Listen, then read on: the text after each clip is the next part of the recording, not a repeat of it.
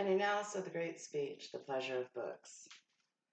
Written by William Lyon Phelps and delivered via radio broadcast on April 6, 1933. Mr. Phelps was an American educator, a literary critic, and author. He was a professor of English at Yale University from 1901 to 1933. The central idea of this speech is that everyone needs their own books, whether you read them or just look at them. The introduction of his actual speech, I'm going to start with. The habit of reading is one of the greatest resources of mankind. And we enjoy reading books that belong to us much more than the ones that are borrowed. Let's begin the analysis with this opening. The beginning of the speech does state the obvious objective of owning books is better than borrowing ones.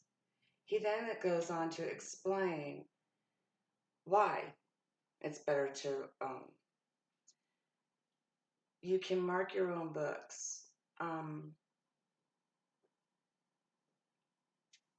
You can highlight them. You can underline them. You can dog-ear the pages.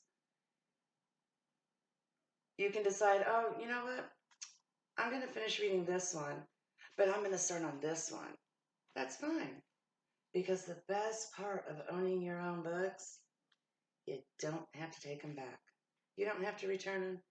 You don't get charged a late fee if you kept them too long. Mr. Phelps then moves on to why every child should have the start of their own private library. When you read books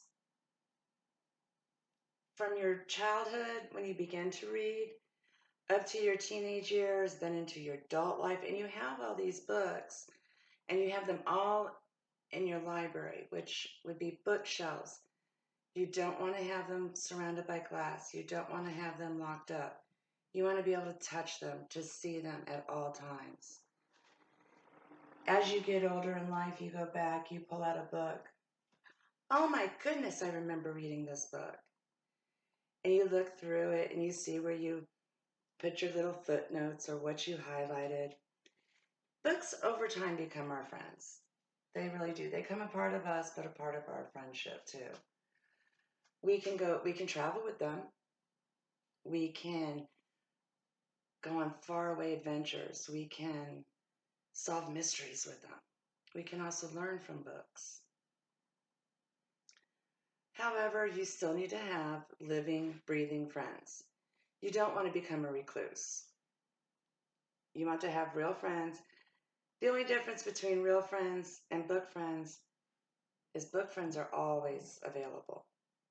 Living friends, well, they have lives. They have to do as they do. Excuse me. In conclusion, I will end this in a quote written by Mr. William Lyon Phelps. Books are of the people, for the people, and by the people. That's a good way to end this, I believe. Have a good day. Thank you.